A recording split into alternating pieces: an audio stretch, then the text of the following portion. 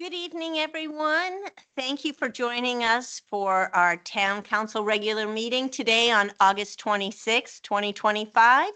I would like to officially call this meeting to order. Mr. Town Clerk, could you please do a roll call? Mayor James, Here. Councilman Gutenberg, Here. Councilman McCormick, Here. Councilman Sampson, Here. Councilman Johnson. Here. Madam Mayor, you have a quorum. Thank you very much. And would you all please stand and join us in the Pledge of Allegiance? I pledge allegiance to the flag of the United States of America and to the republic for which it stands, one nation, under God, indivisible, with liberty and justice for all. Thank you. Council, if you've had a moment to look over our agenda today, I will entertain a motion to accept the agenda. Madam Mayor, Yes. I make a motion to accept the agenda as presented. Thank you very much. Do I have a second? I second. Thank you very much. Any discussion? All right, if you are in favor, when we do roll call, please say aye. If not, say nay. Mr. Town Clerk, would you please do a roll call? Councilman Gutenberg, Aye. Councilman McCormick, Aye. Councilman Sampson, Aye. Councilman Johnson, Aye. Mayor James. Aye. And the motion passes. Thank you. Next on our agenda is public comment. If you would like to say anything to council tonight, we ask that you state your name, whether you live in the incorporated town limits, and if you could limit your comments to 3 minutes, that would be greatly appreciated. Do I have anybody that would like to speak this evening? All right, seeing none, we'll move on to our next item on the agenda, which is the most exciting thing I think we have on tap tonight. You know, it's a true privilege to highlight the accomplishments of our residents, especially our youth, who are shaping the future of our community. We're especially honored to have Benjamin Coombs here with us tonight so we can celebrate his achievements together. I'll now turn it over to Councilman Johnson, who will share a little bit more about Benjamin and present him with the town seal. Thanks, Mayor James. So to our residents listening, back in June or July, there was an article with Benjamin and his participation at World Dominoes Day at the Maryland Science Center, where he participated in a 7-day venture to design a 80,000 piece of domino structure that took 10 minutes to collapse. This is Benjamin's second year participating at the event. And Domino Day is known for combining art, engineering, and storytelling through kinetic design. And when I read the story, it was really cool. Not only like 80,000 units, but to see that a 10-year-old spent 7 days in the summer designing dominoes. So this is the second year, and I would imagine you're going to go back and do it again next year. Right. So on behalf of the council, we have a certificate of recognition that we would like to present to Benjamin. You know what? Can we get a picture with you? Yes, we will be honored. So come on down. You'll get the certificate.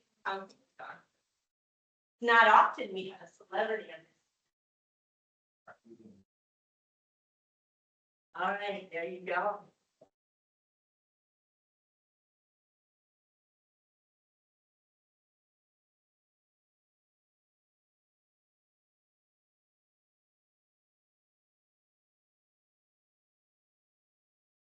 Oh, you got a bunch of cameras on. There you are. Council. Congratulations.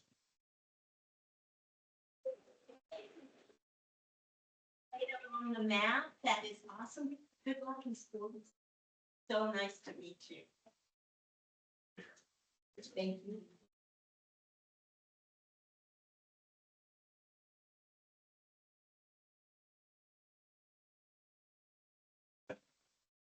Stuff written out, but I couldn't read my own handwriting, so I'll type next time.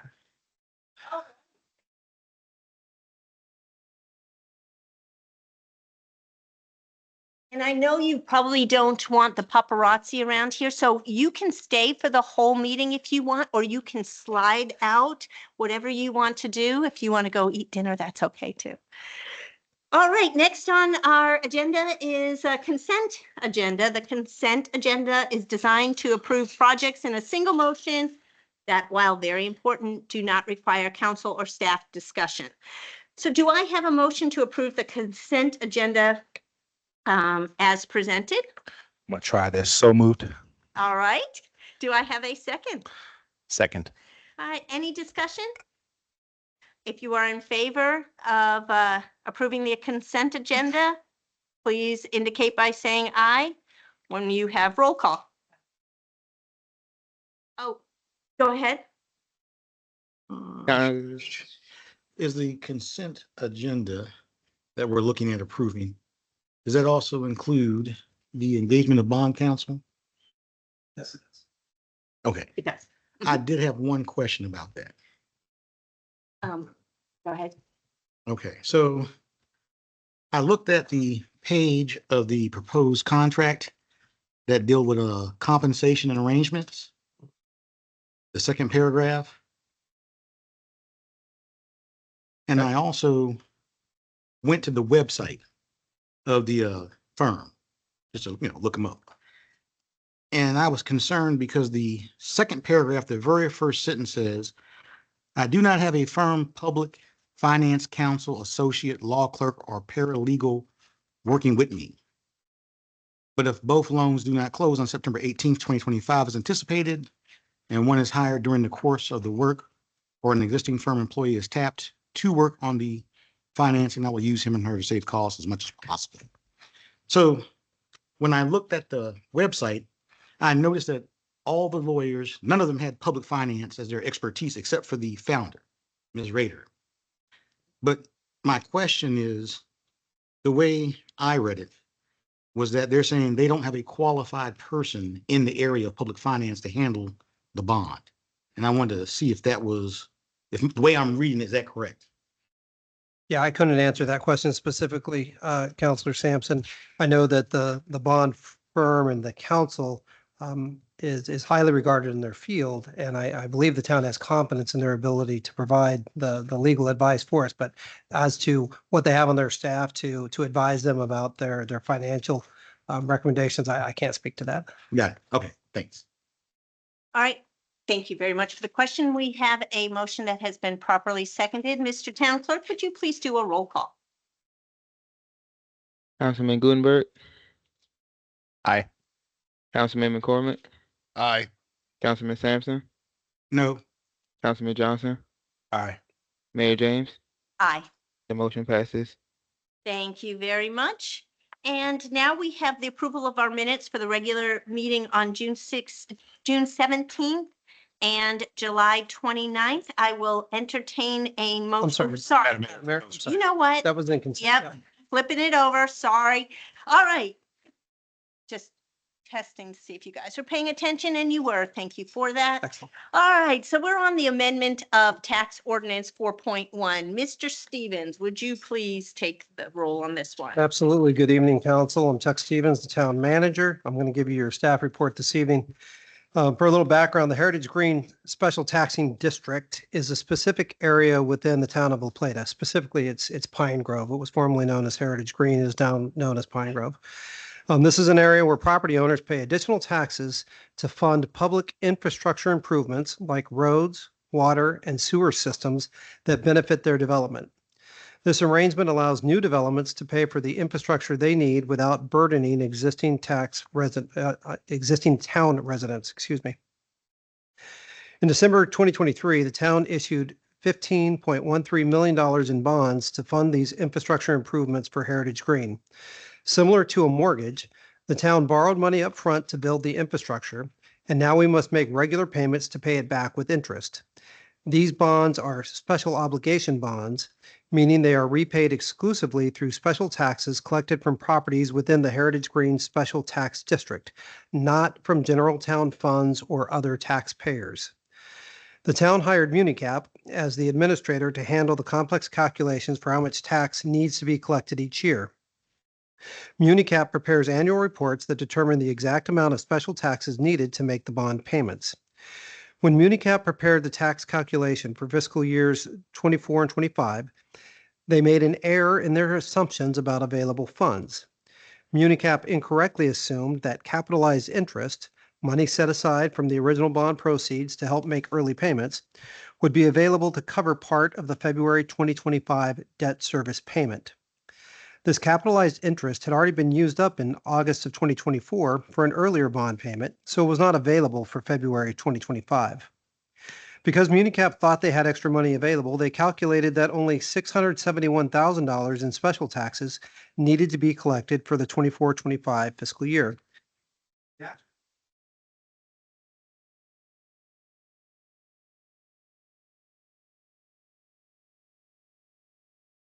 When MuniCap 26 tax calculation, they initially used their flawed 24-25 model as a starting point. This meant that the error was baked into the new calculation from the beginning. The original 25-26 calculation was $1,197,100, and that was based on the flawed model. The corrected 25-26 calculation is $1,690,000, and this includes the $492,900 correction. The town has already adopted the tax ordinance based on the original, the incorrect calculation of $1,197,100. Charles County has already input this amount into its billing system. To collect the additional $492,900 needed to properly fund the bond payments, the town must do two things. We must adopt an amended ordinance authorizing the higher levy amount, and two, issue a supplemental tax bill for the difference to be processed by the county. The supplemental tax of $492,900 will be assessed only on undeveloped parcels within the district. This means no individual homeowners or business owners will receive a supplemental tax bill.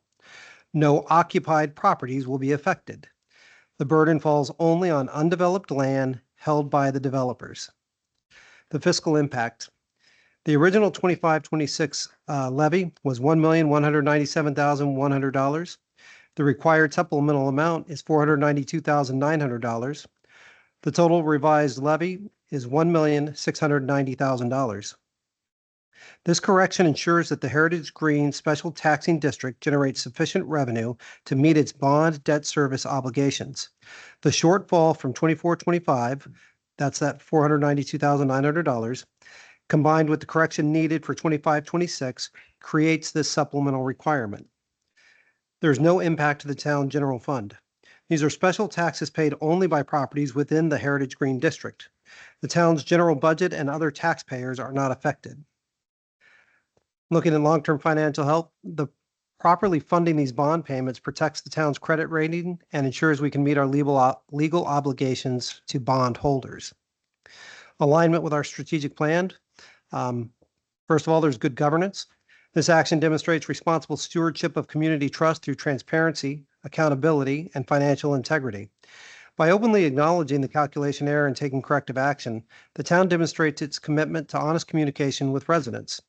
The situation also highlights the importance of ensuring proper oversight of third-party administrators like MuniCap, and by addressing this issue promptly, we protect the town's creditworthiness while meeting our legal bond obligations to investors. Operational excellence. The situation has revealed opportunities to strengthen our oversight procedures and quality control measures. This experience emphasizes the need to implement stronger review processes for administrator calculations and reduce the likelihood of future calculation errors through enhanced risk management practices. Moving forward, we will ensure that third-party service providers like MuniCap meet the town's high professional standards through more rigorous oversight and verification procedures. Economic prosperity. Proper debt service management directly supports the town's long-term economic health by maintaining our ability to access favorable financing for future projects. By ensuring Heritage Green infrastructure is properly funded, we provide the reliable infrastructure framework that enables continued growth and development throughout the community. This responsible financial management protects our credit standing, which is essential for future economic development initiatives and infrastructure investments. Public service readiness. This action ensures adequate funding for the critical infrastructure systems that support both current residents and future growth within the Heritage Green development. By properly funding these systems throughout the 20-year bond term, we demonstrate effective long-term financial management of capital projects and maintain the infrastructure sustainability that is essential for meeting growing demand while supporting the health, safety, and wellness of residents. Sustainability considerations, financial sustainability. This correction addresses an immediate revenue shortfall while establishing better long-term practices that will benefit the town for years to come. By ensuring reliable funding for bond payments through the 20-year bond term, we protect the district's ability to meet its obligations and maintain investor confidence. The incident has created a valuable precedent for enhanced review of third-party administrator work, reducing the town's exposure to calculation errors that could negatively affect our creditworthiness and financial standing. Process improvements. This experience has prompted meaningful improvements in our financial oversight procedures that will strengthen our operations moving forward. We are implementing additional checks and verification steps for MuniCap's annual calculations, and we are considering an independent review of complex financial calculations by our Finance Committee to provide an extra layer of protection. Additionally, we are requiring more detailed explanations and documentation of calculation methodologies to ensure transparency and accountability in all future financial projections. Your recommended action, understanding that tonight is the first reading only and you won't be moving this forward. Actually, will I be moving it forward tonight? Well, it is the first reading. I'm certain about that. Your recommended action is to adopt amended ordinance 2506, authorizing an amended tax levy of $1,690,000 for the Heritage Green Special Taxing District for fiscal year 25-26, representing an increase of $492,900 over the previously approved levy of $1,197,100. All right. Well, thank you very much for that very thorough report. After reading it, you really did explain it well. And this is a complicated issue. I really, truly appreciate that you highlighted that was not an error on our town staff, but MuniCap, and they acknowledged it. They're the ones who found it. So moving forward, your plan that you have laid out on how we will do a checks and balance even more thorough is really appreciated. So, and that it only impacts undeveloped parcels and not our current residents. So all those points were very well taken on that. I will open the floor up to council if they have any questions. Council. Yeah, I really just second what you just said. The staff report really addressed the concerns that I had as I was reading it by the end, and so I think that the measures that are being put in place, we'll be interested in hearing about those as we go along, the budget process in particular and things like that. But I think doing those things are essential to confidence of especially people that live in that zone. Obviously, that the tax rates that they're seeing aren't going to be impacted by that, and so it's really good that we had a way to mitigate that this time without impacting residents, right? So thank you for that. Councilman Sampson? Thompson? Okay. Councilman McCormick, do you have any questions? Yes, Madam Mayor, let me get on camera real quick. Okay. You did cut out there, Mr. Stevens, during the report. However, I do have it up here on the screen. I don't know if it was a mic issue or not. But I do have a couple questions here. So first, with our contract with MuniCap, is there a basically like an error omission section in there, meaning if MuniCap made this error, my question is, why is it our future residents paying for this and not potentially MuniCap through their administration fee? I guess you would say like surplus or something like that. It's clear MuniCap made the error. It sounds like they've admitted to it. It seems like it's an administration error. Is there anything in there from like an error omission clause, an indemnification clause, something in our contract with MuniCap that we could potentially pull that lever so that it's not our future residents paying for this, but rather the organization that made the error? Councilor McCormick, I want to think so. I mean, this is a tax that's been levied. It's a special taxing district, and this is a tax that was always known to exist and to be collected. There was a mathematical error in the calculations and the timing of the collection of that tax. So I don't think that any remedy would involve asking MuniCap to pay the $492,900. This is a tax that has been known and is rightfully to be paid by the property itself, the Heritage Green Special Taxing District. Sure, and that makes sense to me. I guess I would just ask if there is a way that we could potentially renegotiate to get that 492K total down. Any benefit to the town, I think, is something that we should definitely consider here. Second question for you, and I know we've talked about this offline on phone calls and emails, but just for the benefit of folks that are listening in here and our residents. So we're looking at Heritage Green, obviously current day Pine Grove, $492,000 going to the future folks that move into these residents, these different plats, et cetera. And your second point here on under operational excellence, I see that we have basically a game plan where we're going to ensure that, quote, third-party services providers like Municap meet the town's high professional standards through more rigorous oversight and verification procedures. I may have missed it again. Admittedly, your mic did cut out right during that portion. What is the actual procedure that we're going to be putting in there? I get that we're going to do more oversight. What is that more oversight? Is it simply having the town present during the calculation it's done by Municap come, 2026?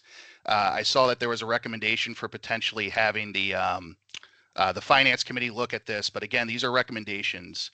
I guess what is the game plan moving forward here to ensure, one, this doesn't happen again, and two, when we do work with other third-party organizations like Municap, and it may not be Municap in the future, what is the town going to do for that verification procedure? I see we talk about it. What is it?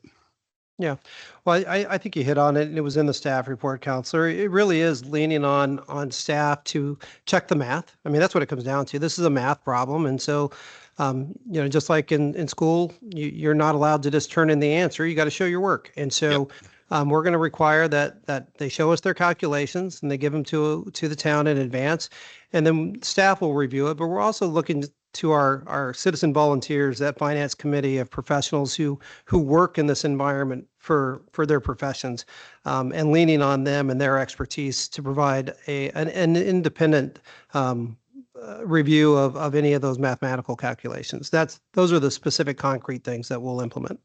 No, and I appreciate you going over that again. I saw it in the report. I just think it's important to highlight that for the folks and our residents that they know there is a game plan here. There's going to be more oversight, obviously, from individuals within the town staff. And then I agree with you wholeheartedly. Plus one, our resident volunteers, especially on that finance committee, are exceptional people. And I think they're the right folks to look at this as well as kind of that independent investigator, if you will, for lack of a better term. Those are all my questions, Madam Mayor, on this issue. Thank you. All right. Any other questions? All right, so I'm looking for a consensus to move this to legislation. Mr. Town Clerk, would you please take a roll call? If you are in favor of moving this to legislation, please say aye or yes. If not, nay or no. Councilman Gutenberg, Aye. Councilman McCormick, Aye. Councilman Sampson, Aye. Councilman Johnson, Aye. Mayor James. Aye. All right, motion passes. Thank you very much. Next on our agenda is fiscal year 2025 budget reappropriations and amendments. All right. Again, I'm Chuck Stevens, Town Manager. I'll be giving your staff report for you. And before I get into the staff report, I just want to call to your attention that what we're talking about here, budget reappropriations and amendments, thing. And I know that 4 members of the council are new in this role and haven't gone through a budget cycle yet. But a budget is a plan, and just like any plan, it may or may not survive the entirety of the year for which it's designed. And throughout the course of any given year, there may be adjustments. Typically what happens is staff will inform council along the way, and you'll see some great examples of that in here. For example, the expenditure to get a recruiting firm to get a new town manager. That wasn't anticipated when the budget was done. It happened. Money needed to be spent. It came forward before the council. And then at the end of the year, normally what we do is as we're closing out any given fiscal year, we'll come to you with a big roll up of the adjustments and amendments and reappropriations. And that's really what you're seeing here today. So I just want to give a little context to that this is incredibly normal. Expect to see this every single year that you're in office as we wrap up the prior fiscal year. So for background, for the fiscal year 25, budget, several budget reappropriations and amendments are necessary to address staffing, operational and capital needs while ensuring the budget reflects current revenues and expenditures. Council approved resolutions for the recruitment of the town manager, Resolution 24-20, the planning director, Resolution 24-22, and the acquisition of a vehicle, Resolution 24-25, require adjustments. Additional reallocations are needed to cover emergency preparedness costs, allocate facility manager expenses appropriately, and align inspection revenues with current activity following the transfer of plumbing and gas inspections out of the town's responsibility. The amendments result in no overall net increase to town expenditures. Increases are offset by reappropriations, identified revenues, or escrow distributions. The budget remains structurally balanced and consistent with available resources. The proposed changes reallocate appropriations and adjust revenues to maintain a balanced and accurate FY25 budget. Human Resources, $30,000 reappropriated for contracted recruitment services for key leadership positions. Inspections, $11,130 reappropriated to cover increased vehicle costs. $705,000 expenditure increase offset by revenue adjustments, including a reduction of $68,930 in plumbing and gas inspection revenues, and increases in building and other inspection revenues, $405,727 and $220,685 respectively, supplemented by $147,518 from prior year collections. Emergency preparedness, $6,120 allocated to cover unbudgeted siren repairs and maintenance costs. Bond interest, $577,600 allocated for FY25 interest on the 2023 bond, fully offset by an escrow distribution with no net financial impact. Facility manager, $21,480 in contracted costs allocated to the general fund and proportionally supported across benefiting activities. The enterprise sewer and water funds, $15,036 and $6,444 respectively. These adjustments reflect actual service demands, correct cost allocations, and ensure compliance with adopted resolutions. Your recommended action this evening, again, it will be your first reading when we get to legislative, will be to adopt ordinance 2508, approving the FY25 budget reappropriations and amendments as presented to ensure compliance with resolutions, maintain accurate financial reporting, and support the town code.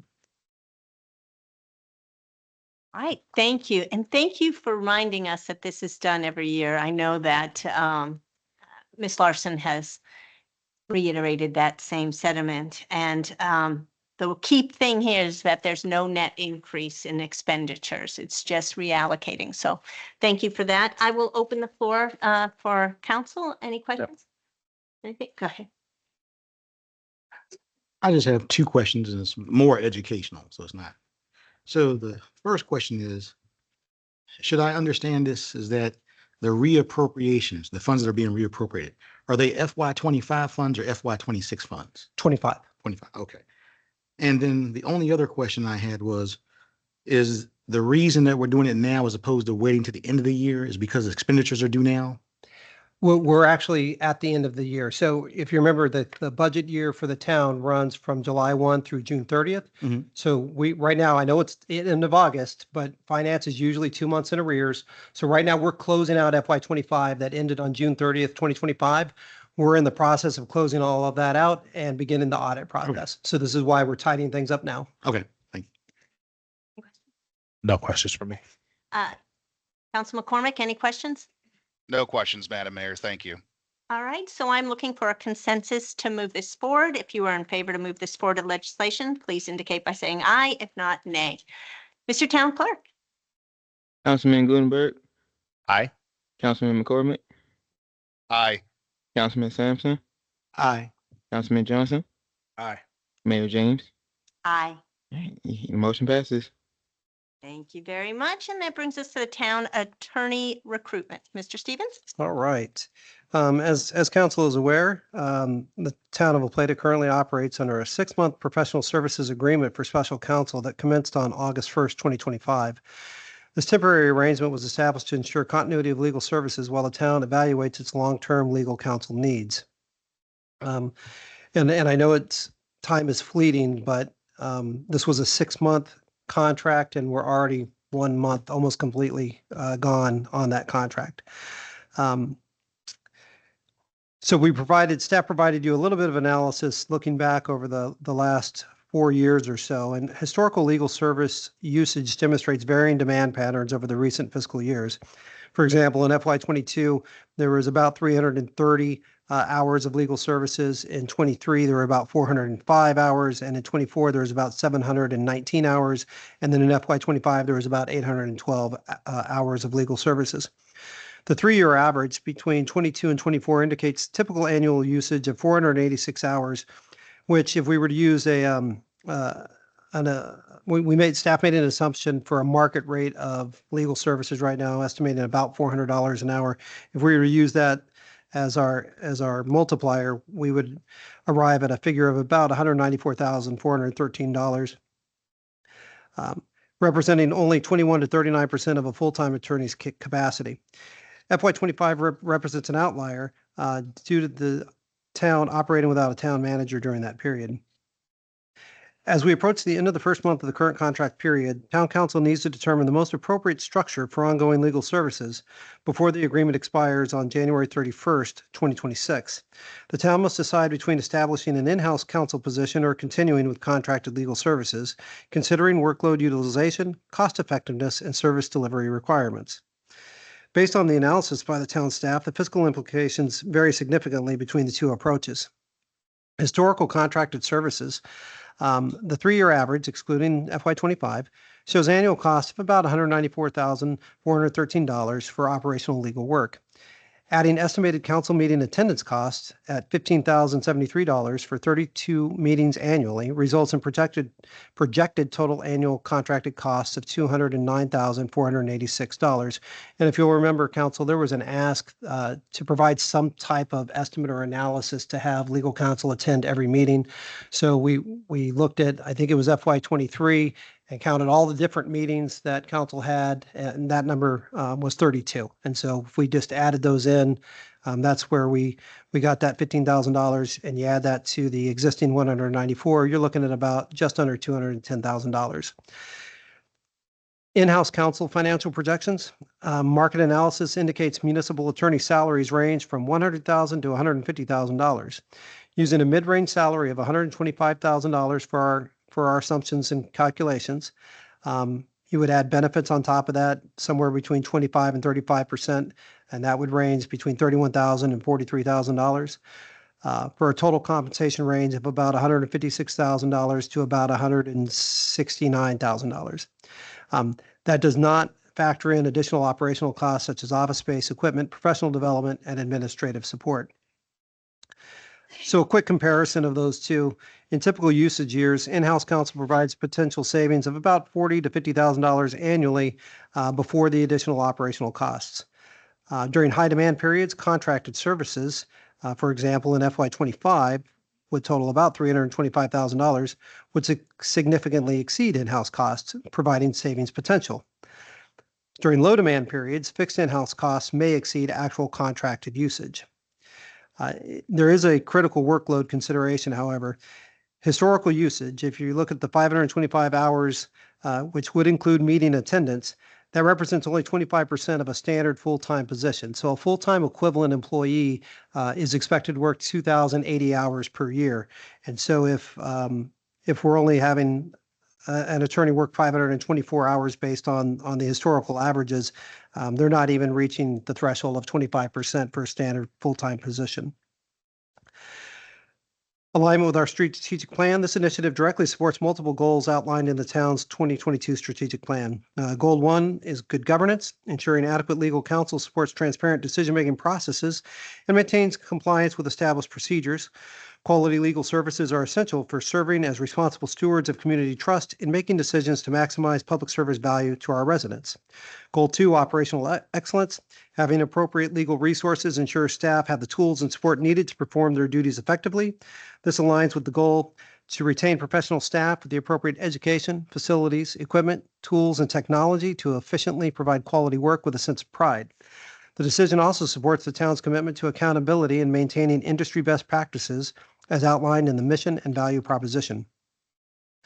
Sustainability considerations. The chosen legal counsel structure should support the town's long-term organizational sustainability. Social sustainability, ensuring consistent legal guidance supports equitable service delivery and maintains community trust in municipal operations. Economic sustainability, the selected approach should provide cost-effective legal services that support the town's financial stability while meeting operational needs. And environmental sustainability, consider paperless options, virtual meeting capabilities, and efficient service delivery methods that align with environmental stewardship goals. ADA considerations, any legal counsel arrangement must ensure compliance with the Americans with Disabilities Act requirements in all town operations, policies, and procedures. Legal counsel should have demonstrated experience with ADA compliance in municipal settings and be prepared to advise staff on accessibility requirements for town programs, facilities, and services. Your recommended action this evening, council, is based on the analysis provided. Staff recommends that the town council engage in discussion of the following key considerations before reaching consensus on the preferred approach. Workload utilization, consider whether 25% capacity utilization justifies a full-time position. Experience requirements, evaluate the projected salary range's ability to attract attorneys with requisite municipal law expertise across diverse areas, including land use zoning, public finance, employment law, and litigation. Cost-benefit analysis, weigh potential annual savings against the risks of limited expertise and dual cost structure for specialized matters. And finally, service delivery preferences, determine priority between immediate availability in-house versus specialized expertise access, which would be contracted.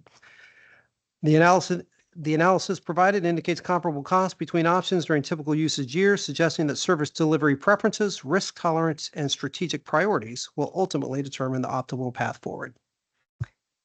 Mr. Stevens, you and your team did an amazing job on this analysis. So thank you for that. It was very thorough and gave us a lot to think about. The one thing that I don't see in here, and I'm going to ask you, is based on your experience and the research that you have done, what is your recommendation that would be best for the town and for our residents fiscally, and the amount of work that you know that we have and that we will see in the future? Yeah. My lens purely as an administrator. It would come down to two factors for me to consider before I would make that recommendation. And the first is the hours.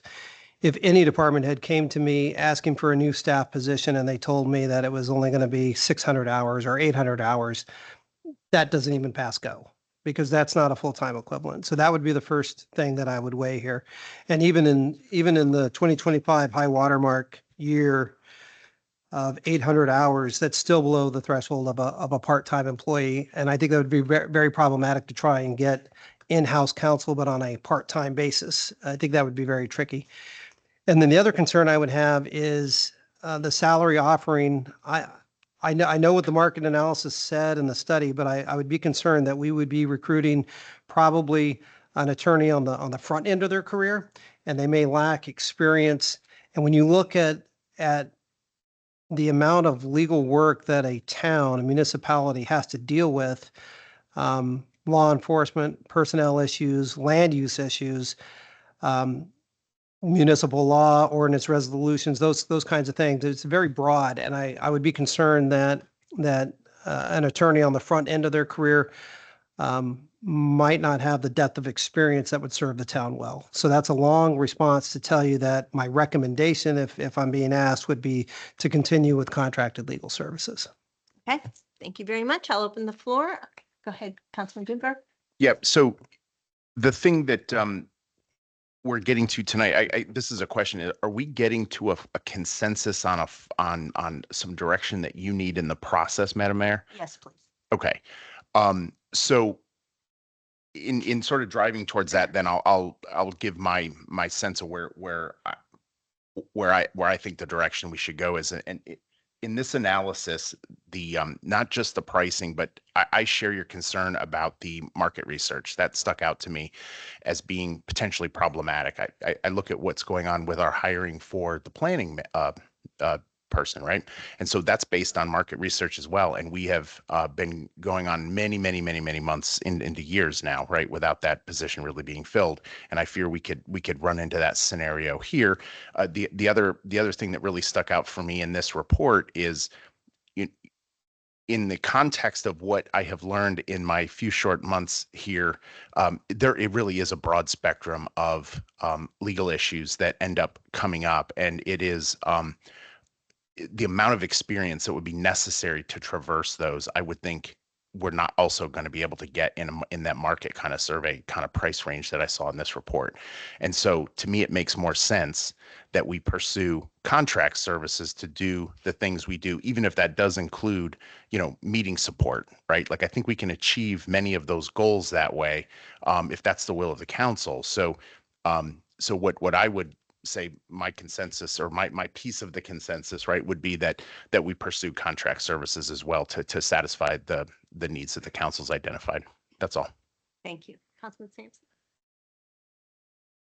Yes, so I'll state that I thought the report was very good. And I also think that how we interpret the data depends on the lens you're looking at it. So there was a couple things I wanted to point out, a couple things that I would say I would like, and I've said this before, this is the mayor and town manager's process, basically. But things that I think should be considered since I have this opportunity. Number one, the only thing that I disagreed with in the report was that the FY25 should be an outlier, because the way I interpret it is that when you're on a contract service, whatever is normal is whatever needs to be done that year. So that's what needs to be done. So that's a normal year. That's an interpretation, So that being said, one thing I noticed was that even with contracted services, the cost to the town goes up every year. So what that tells me is that, and this is just something I would like for the mayor and the town manager to consider, is that I think that we should take the FY25 as a benchmark and probably add another 10% for budgeted expenses, and then, use that as a benchmark. In other words, put that in the appropriations. Because like I said, once again, whatever is normal is whatever happens that year. That's normal. Number two, the reason why I think we ought to use FY25 as the benchmark and why I don't think it's a outlier is because of this. I think that the way, and as I was thinking through the hiring of attorney, I think we should look at the attorney more like we look at our doctors. In other words, if the attorney, and let's just use FY25, gets, I forget what the number is, 300 something thousand, but he saves us 3 million, that's not much money. It's not a cost. So the cost or the value is more important than the actual outlaid expense. And based on the future possible issues coming forward, in my mind, paying fairly is of greater value to get what we need than it is that outlying cost that could come up in the future. So that's just another way of looking at it. As far as the attendance, I'm one of the proponents that an attorney should be present. That could be in person or virtual, because I do think that is valuable. I think we've had discussions where an attorney could have resolved issues on the spot or at least cleared up things for us. Things I would like to see. So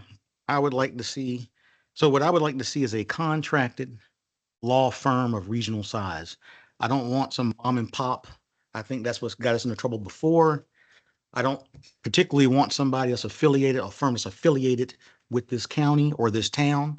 I would like somebody that's independent, fresh eyes and everything. So I'm not big, me personally, I'm not big on small firms that somebody knows and all that kind of stuff.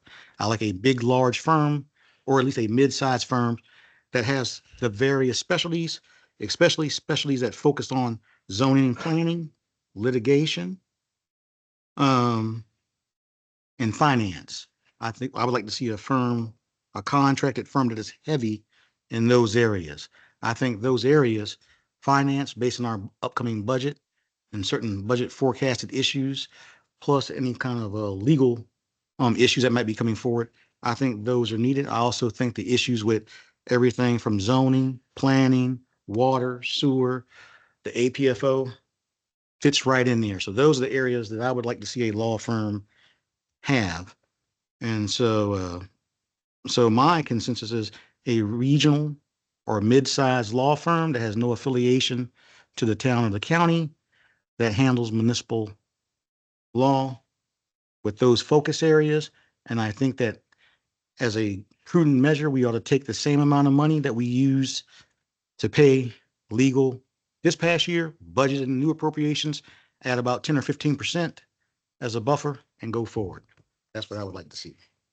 Thank you. Mr. Stevens, the number that you put in here that was FY 25, the $324,900, that is at $400 an Correct. hour. So that is not what we paid.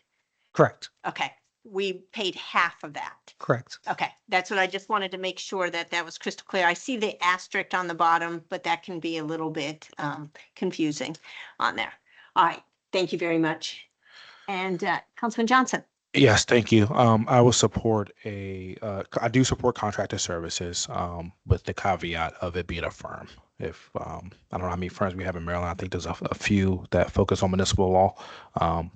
I would support a firm, and that way you have, the specialized breadth of experience, from various lens that will come before us in the coming years. And Councilman McCormick? Yes, thank you, Mayor. Let me turn my camera on here. So I think Councilman Sampson addressed a lot of the questions that I had. I know, Mr. Stevens, I sent you this email. I'm going to ask it on the record. So if you go to page 1, you see there's a paragraph underneath the FY 25 812.25 hours, and it says the 3-year average indicates typical annual usage of 486 hours, et cetera, et cetera. FY 25 represents an outlier due to operating without a town manager during that period. Is the expectation in FY 26, now that you're in the seat, that we're going to go back to FY 24 expenditures strictly because there's now an individual with that title? What does that sentence mean there for me? Is it that you have more expertise, obviously, than somebody who is just serving in that role for a time period? What does that sentence mean for our folks, and why are we looking at FY 25 as an outlier? Yeah, when I say it was an outlier, I was purely looking at the number of hours because it was such a huge mathematical deviation. It's over 100 hours more than 24. So I just looked at that and said, if we're going to calculate and try to come up with some basic numbers to inform the council so that you can make a decision about in-house versus contracted services, I didn't want the numbers to be skewed. So Yep. That's where that came from. I wasn't trying to assert that because I'm in the seat, we're going to have less legal services. And to Councilor Sampson's point, I mean, he raises a good point. You could throw the math out and only look at FY 25 because he makes a good point. If that's what we paid for legal services, the town is growing, things are getting more complex. Maybe we should expect that we're going to see increased costs.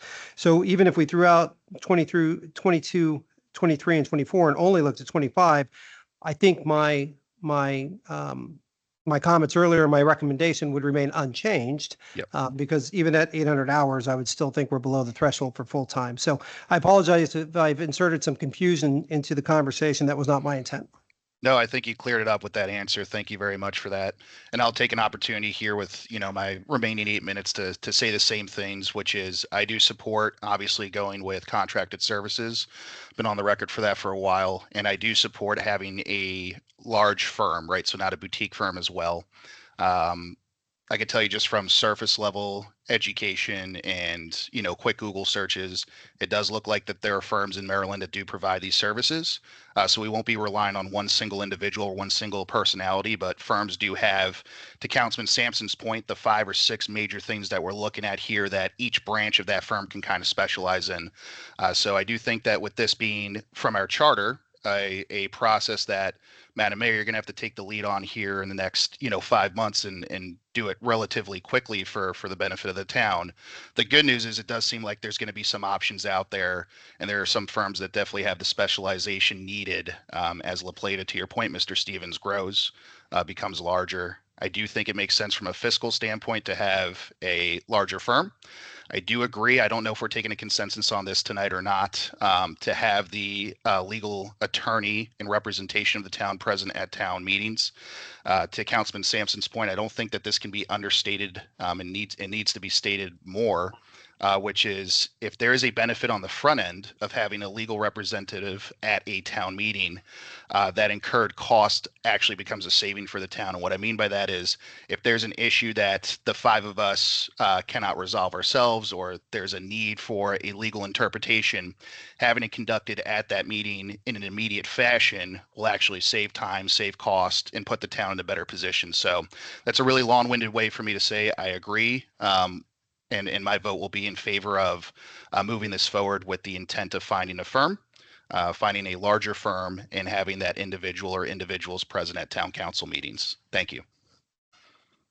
So council, I am looking for a consensus, and from what I've heard, I will word it that if you are in favor of contracted attorney, please, when we say, when we do the roll call, please indicate by saying aye. If not, nay. Mr. Town Clerk? Councilman Gutenberg, Aye. Councilman McCormick, Aye. Councilman Sampson, Aye. Councilman Johnson, Aye. Mayor James. Aye. Motion passes. Thank you. And it's just a consensus so that now I have a direction on how to move forward and I can get a better cast that net out far and wide.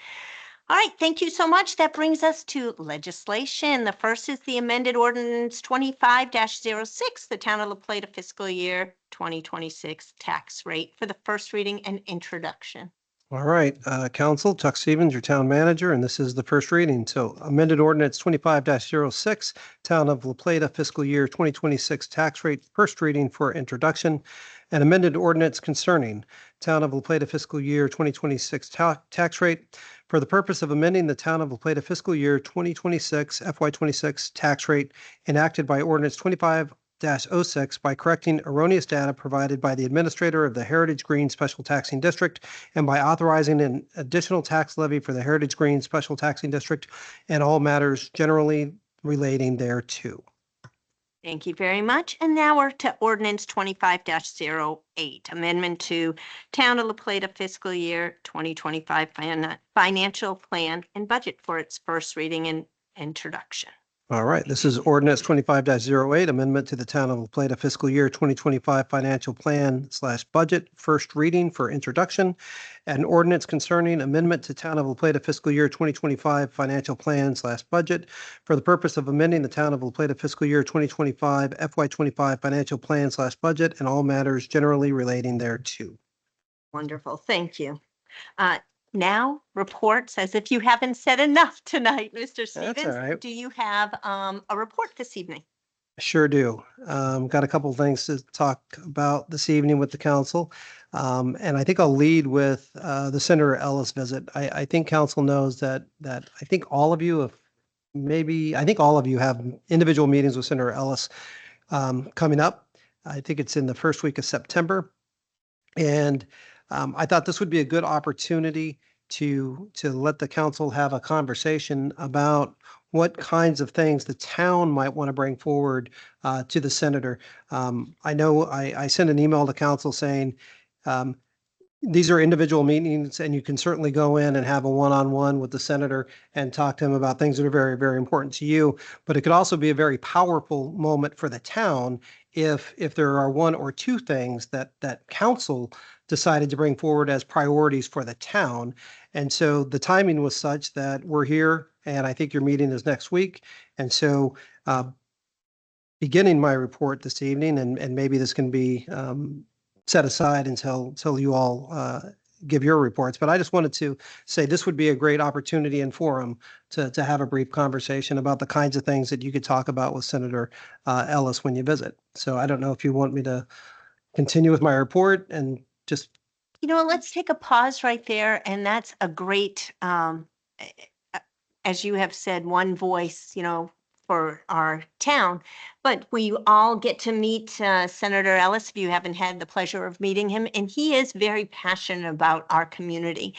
Mr. Stevens, when you were talking about Senator Ellis, is there anything in particular that you know that he is very passionate about that is also something the town can move forward? I've not had the pleasure of meeting him personally, so I've only know what I've been reading, and I know that he has an interest in Boys and Girls Club. I know that he has expressed an interest in the swimming pool, and I know that's outside the town limits, but I know that he's expressed a community concern about that. Those are the two things that I'm aware of. Okay, thank you. And I can tell you with working with him in the last several years, he is very passionate about youth and Boys and Girls Club for sure. I'm going to kind of go down the line. Councilman Gutenberg, what would you like to add to this conversation? Yeah, so there's obviously obvious alignment already with the Boys and Girls Club, with the grant and what we want to do with our space over in near Phoenix Run. So that's probably a thing that we can have discussions with him about. Also with state, I think of the work that's going to go on Charles Street as well, and having a conversation about that and whether or not that's staying on track, those kinds of things. Yeah. Okay. Yep. Wonderful. Thank you. Councilman Sampson.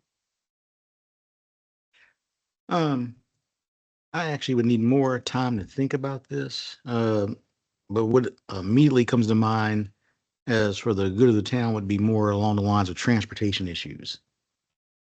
And so, but I need more time to think about it. Okay. Councilman Johnson. I would agree. More time to think about, but definitely Boys and Girls and the Route 6 project to make sure funding is still secured in the future.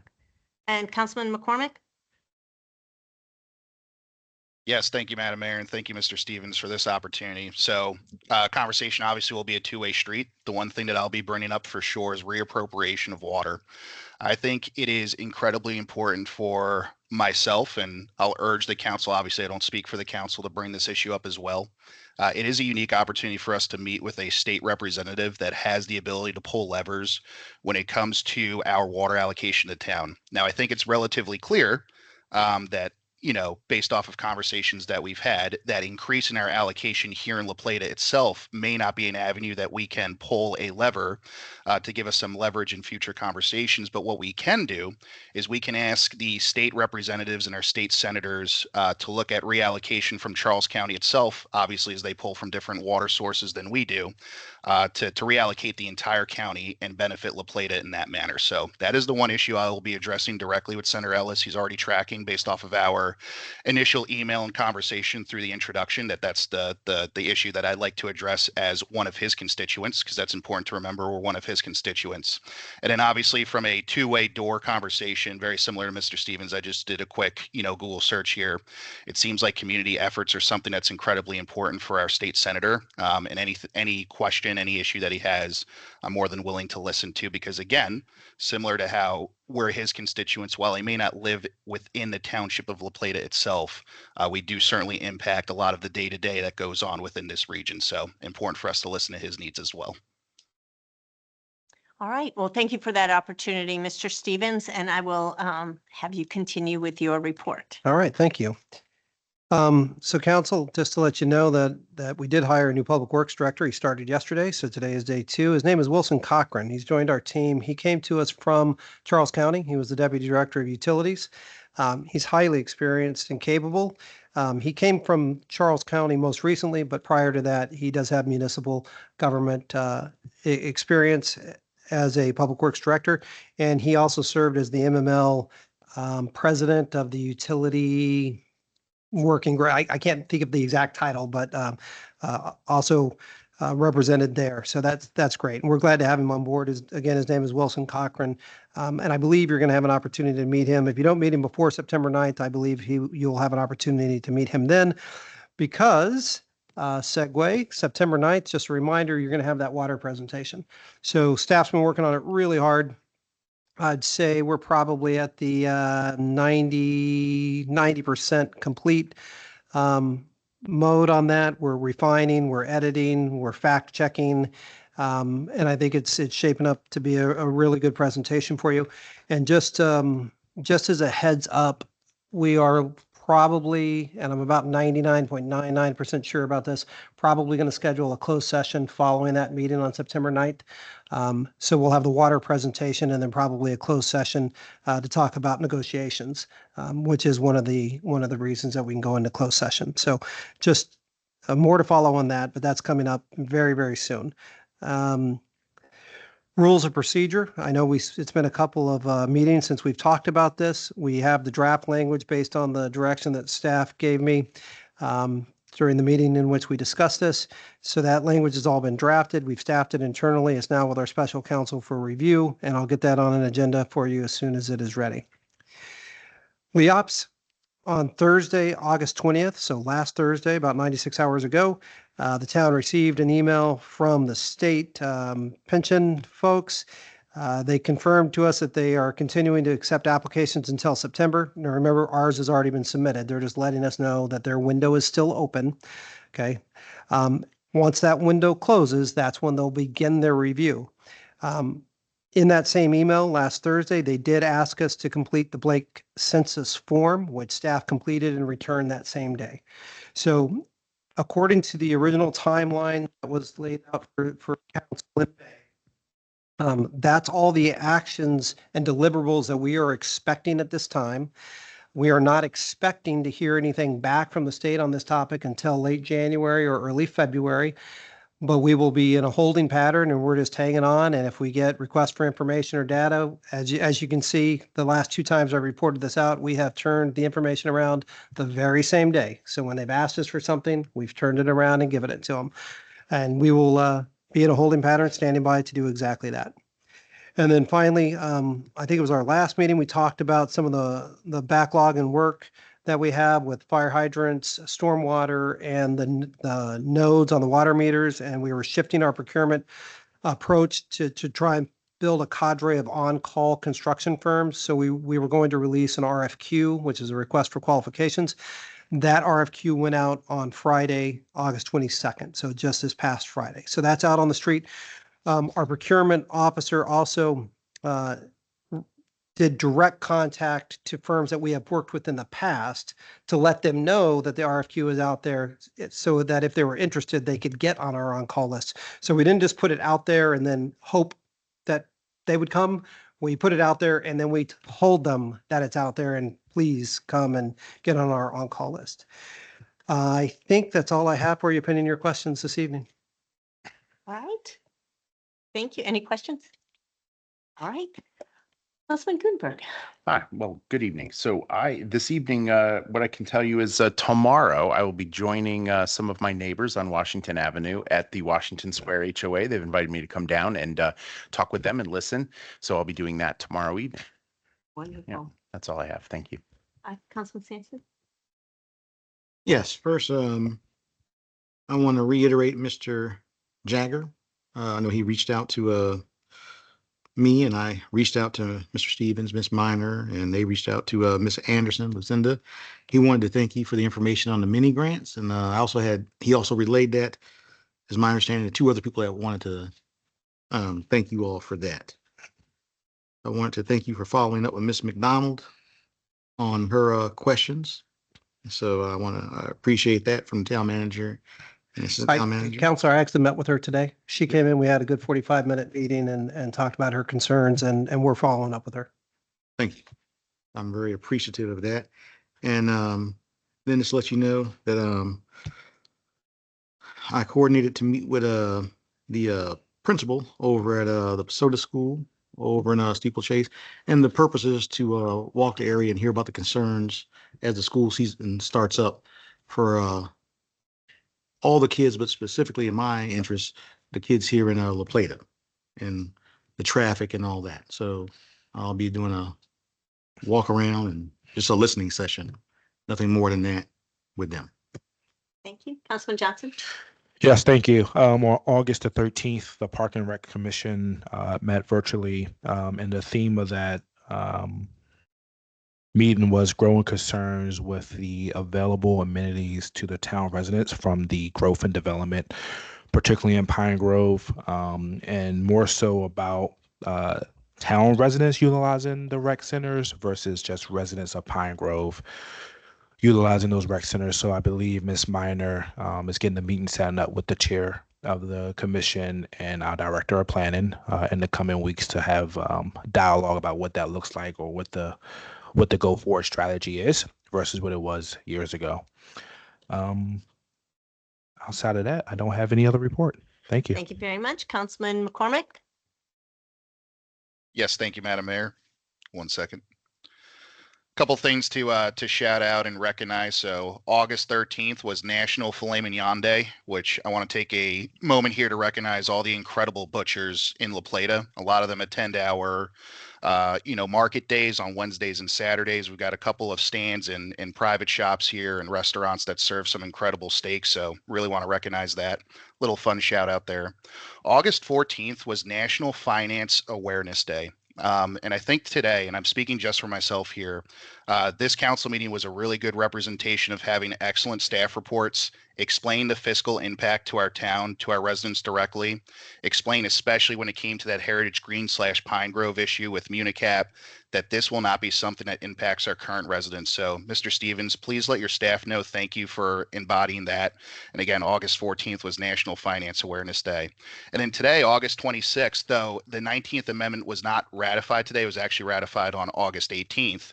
We do recognize the passage of the 19th Amendment today as a country. The 19th Amendment, of course, gave women the right to vote. So very important to recognize that as well as public servants here in the town. I do want to share one success story. So we had a resident that I will not name just to protect their identity, but unfortunately had a sinkhole impact their home. So it was right in front of their driveway and around the surrounding area, around their front lawn. And our public works team, of course, did a great job responding to this issue, came out there, was able to identify the root cause, create like a patchwork to essentially allow for that individual to utilize their driveway. But for a while, it's patchwork. It doesn't match the actual road itself. And there was a little frustration from the residents. So she reached out to Mr. Stevens, myself, and asked, hey, what can we do here? And I think the town's quick response was definitely recognized by the resident, because after that email, and it was only a couple weeks after that, I received a message from her. And what was really interesting was in the message, it said, "Thank you for making my home look like a home." And a lot of times I think we use the word resident or taxpayer, and we forget that La Plata is our home. And this resident really just wanted to take a moment to recognize the hard work that Mr. Stevens, the Public Works team, and the individuals that we contracted out to help with that project, gave that person a sense of identity back into the La Plata community. So thank you very much for that. Please extend that thank you to the folks that worked really hard on that project. And it's important for us to remember that this is our home. It's the home of 10,800 individuals that we represent. And I think that's a really great success story of residents trusting the town government and the town government coming through for them.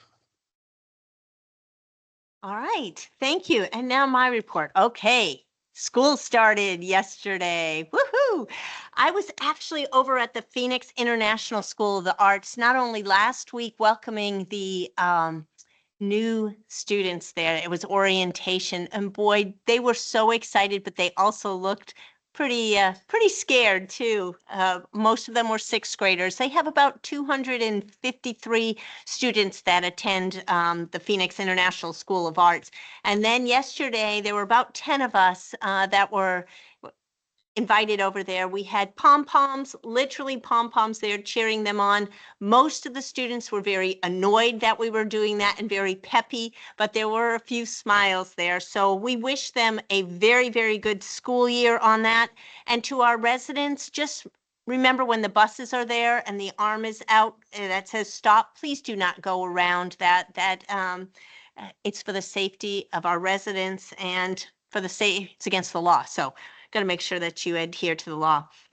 This summer, our Friday night summer concert series was a huge success. We ended up well over 1,000 people attended last Friday's concert with Bobby McKee's. The weather was pitch perfect. I know some of the council members were able to attend, some were out of town, but Huge shout out to Lucinda.